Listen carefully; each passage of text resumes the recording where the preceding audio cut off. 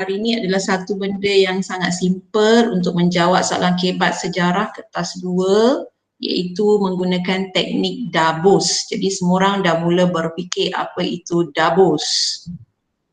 Okay, so D ialah untuk demi, A untuk agar, B untuk bagi, U untuk, S untuk supaya. Okay, you boleh ingat Dabus ni sebab ini akan membantu awak untuk membina ayat yang lengkap. Very simple untuk kita membina ayat. Okay. So untuk hari ni cikgu hanya nak fokus kepada tema 10 saja. Jadi kalau awak tengok tema 10 ni ialah apa? Bab 1 dan bab 2 tingkatan 5. Okay, so selalunya dalam soalan, apa kata kunci yang keluar untuk bab 1? Dia keluar imperialisme. Jadi bila you tengok imperialisme je you mesti ingat, okay, bab 1 tingkatan 5. Apa jawapan yang kita boleh bagi? Kita boleh hafal sebenarnya. Okay, the same untuk nasionalisme di Malaysia. Biasanya dia akan bagi perkataan seperti penentangan. Awak mesti tahu semua penentangan pejuang tempatan itu adalah bab 2. Okay, persatuan, akhbar. Ini dua ni adalah spot question untuk tahun ini. Okay, saya pergi cepat sikit. Okay, ini yang awak kena hafal. Okay, so yang ini nanti saya akan share dalam grup Telegram. Kamu boleh ambil, kamu kena hafal dan kamu kena siapkan 2 soalan dengan menggunakan 6 yang ini. Ini nak panggil apa ni? Frasa kita panggil, bukan perkataan lah, ni frasa ni. Okay, 6 frasa sebelah kanan, 6 frasa sebelah kiri, total semuanya 12 frasa. Okay. Ini adalah poin untuk soalan kebat sejarah, esei dan struktur, di mana poin ni saya ambil poin yang positif saja sebab nak memberi jawapan yang positif, one way side tu lebih mudah saya rasa kalau berfikir secara positif saja. Okay, tapi lain kalau dia minta soalan keburukan, you tak boleh bagi positif. Okay. And then, kalau you tak ingat apa-apa, you dah blur, tak tahu nak jawab apa dalam soalan kebat itu, tengok ada 4 perkara dekat bawah ni yang awak boleh gunakan. Iaitu, first, gunakan prinsip rukun negara. Okey, saya nak tanya dengan Kelvin, apa 5 prinsip rukun negara? Bagi saya.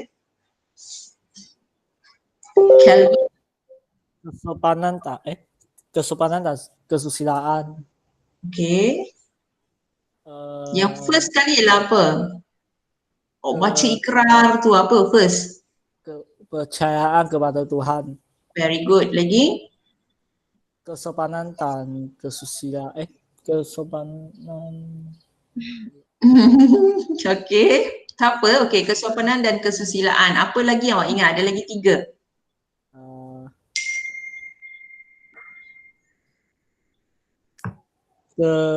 Kerajaan dan negara. Kesetiaan kepada raja dan negara. Okey, lagi 2 apa dia? Lagi satu. Apa perlembagaan, Kelvin?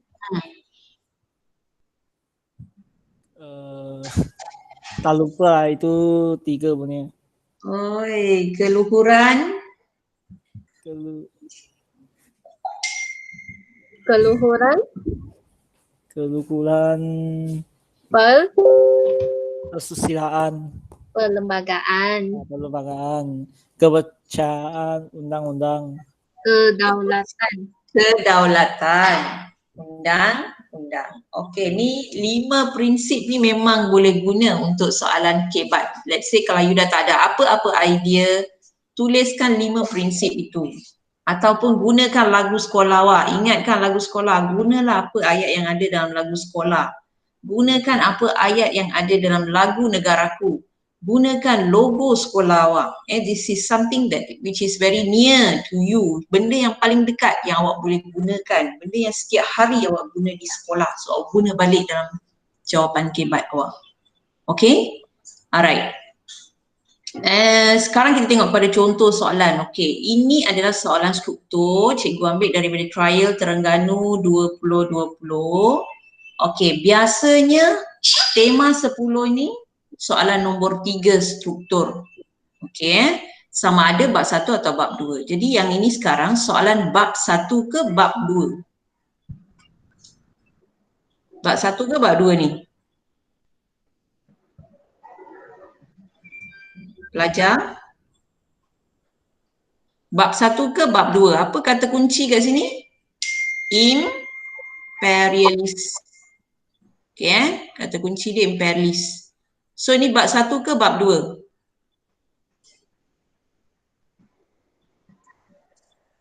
Tengok. Bab 1 ke bab 2? Bab 1. Bagus, bab 1. Okay. So kita pergi balik kepada kita punya slide tadi. Okay, so sekarang bab 1. Saya nak jawab bab 1. So awak gunakan apa yang cikgu bagi. Ada 12 frasa. Okay, so sekarang kita nak tuliskan jawapan untuk soalan nombor C ni. Okay, whatever question you dah tanya, dia tahu, awak tahu ni bab 1 ni birokrasi barat. Okay, dia nak kesan birokrasi barat. Saya gunakan perkataan yang sama tetapi kepala ayat saja berbeza. First step, you ambil kepala ayat. Okay, kesan pengenalan sistem birokrasi barat terhadap sistem pentadbiran di Asia Tenggara. Ambil kepala ayat ni, salinkan dulu sebab kita nak apa nama ni?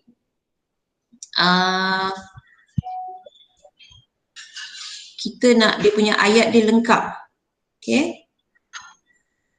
Right. Okay, so kita tulis kesan pengenalan sistem birokrasi barat terhadap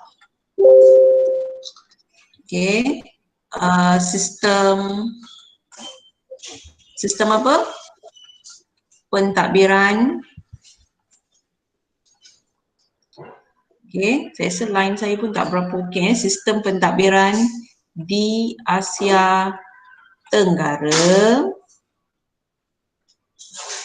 ialah, okay, macam tu je kepala ayat. And then you bagi you punya jawapan. Okay, jawapan tadi ada dekat slide tadi kan, ada 3 kata yang awak boleh guna.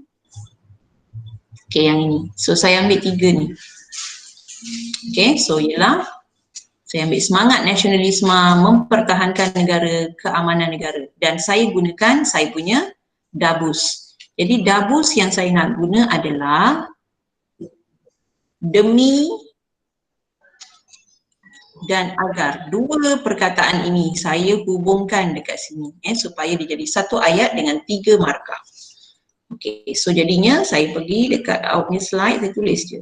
First tadi adalah semangat nasionalisme. Okay, ialah melahirkan semangat nasionalisme. Okay. Lepas tu saya nak sambung kepada yang kedua iaitu mempertahankan negara, saya guna demi. Okay, demi mempertahankan negara. Okay, saya nak sambung kepada isi ataupun poin yang ketiga, saya pakai agar. Okay, agar dapat menjamin keamanan. Okay, so dia nak 4 markah, saya dah bagi 3. Okay, sebabkan kita kesuntukan masa ni, saya tak boleh nak ambil masa yang terlalu lama lah untuk awak. So kalau tengok ni, saya nak tukar warna pun tak boleh tukar colour pula. Okay, so dapat menjamin keamanan. So sampai sini, you tengok, you boleh dapat 3 markah. Semangat nasionalisme, mempertahankan negara, menjamin keamanan. Kalau you sambung lagi ayat dia, okay, guna selain itu.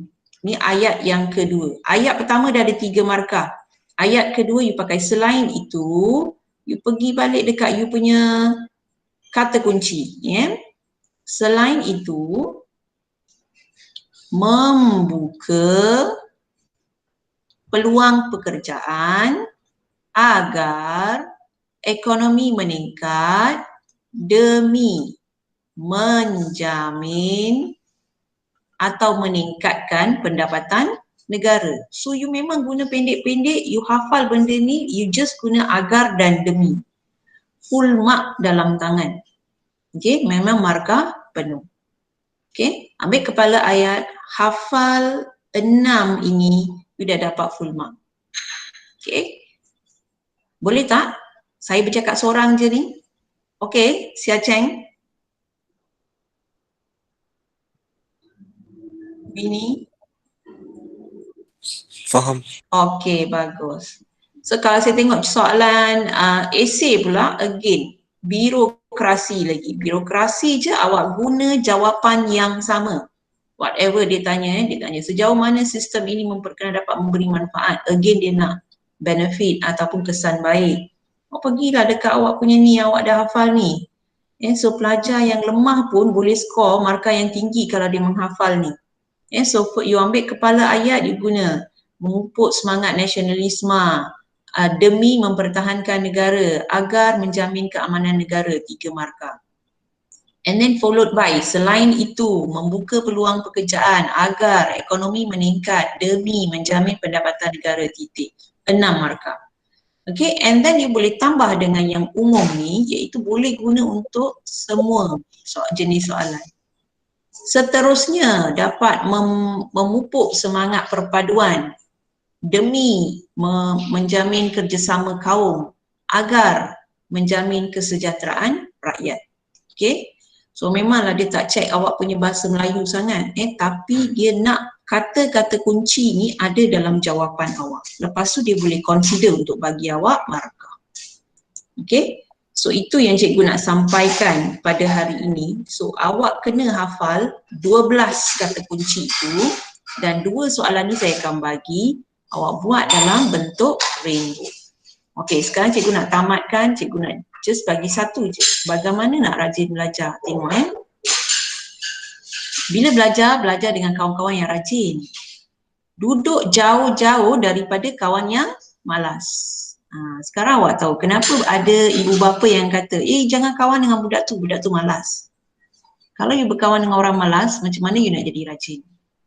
Okay, kemudian you tiru gaya. Tiru gaya bukan gaya rambut, tapi cara